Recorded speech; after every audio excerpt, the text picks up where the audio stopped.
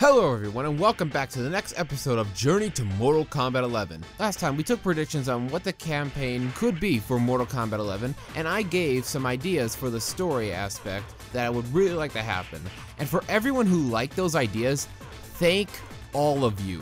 I thought the idea of Onaga shrugging off one-on-one fights and winning all the way up until the last chapter would be hated and overdone. So for those of you who like the idea, seriously, thank you all. Now moving on to this episode where I'm going to be looking at characters who I think will not make it into MK11's roster in the base game, and will either be pushed to a background character or not even be in the game at all. Now remember guys, this is all purely speculation and none of this is set in stone, so everything I say here might not even happen or be true. Also, you guys are probably going to hate me a bit for some of the characters I believe will not be in MK11's roster, or not be in the game at all, that are shown to be alive at the end of MKX. So let us start this off and take a look at the Revenants, Nightwolf, Cabal, Striker, and Sindel. I believe all of them will not be in MK11's roster, but again be pushed to a background like they were in MKX. All of their stories have pretty much been told, and I don't think they would have much to do in the game if they were playable in the campaign. I know that Nightwolf, Cabal, and Sindel, even though she is responsible for killing most of the roster in the MK9 reboot, are fan favorites, but I just don't see them making it into MK11's roster. Smoke/Anenra, I believe, will either be playable or will be a fightable NPC during the story. Smoke did call himself Anenra in MKX's story mode, making his MK9 ladder ending canon. And it would be awesome to see what kind of things he could do using the demon that took over his body for his fatalities and movesets. So I am unsure if Smoke will be playable, but if Smoke is playable, I'd rather him be called Anenra instead of Smoke. And next we have Kano, who was last seen being captured by Sonya Blade. Again, his story has been told, and in his latter ending, it seems they are building up his son, who I believe is named Dominic. Kano's son could join the Red Dragon and fight against Cassie Cage at some point. Maybe Cassie could say, "You are just like your father," and then have Dominic say, "I am nothing like my father," and then they fight. And speaking of Sonya Blade, her own story has been completed as well. She captured Kano like she has been trying to do since MK9, so I think she might be a background character.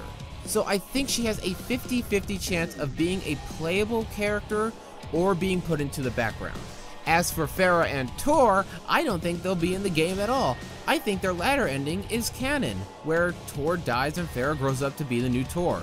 But again, I think they won't be in the game. And out of all the new characters that were introduced in MKX, I think Farah and Tor were the least popular. So fuck D'Vorah. And speaking of the bitch D'Vorah, I will say right now, I do not want her in MKX. But this isn't a wish list series. This is a prediction series where I take all the information that the games and comic series have given us and I predict where the games will go from there. So D'Vorah will probably make it into MK11. I just hope she gets her comeuppance in some way, just brutally murdered for killing both Baraka and Melina. Another character who I think will be left out of MK11 will be Shiva, even though she is now the leader of the Shokan. She wasn't in MKX, but she was in the MKX comic series. I think her story is finished.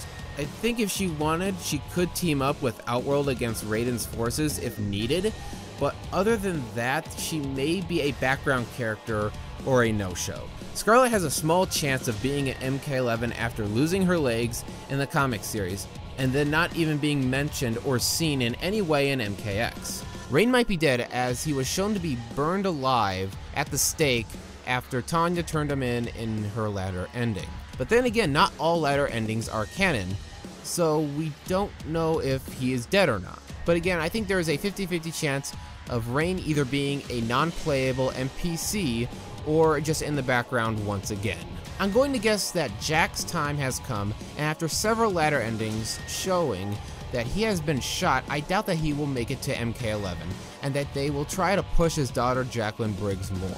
Jack will either be dead or have a quick cameo at some point in the game in the background. And lastly, Goro will probably be another background character.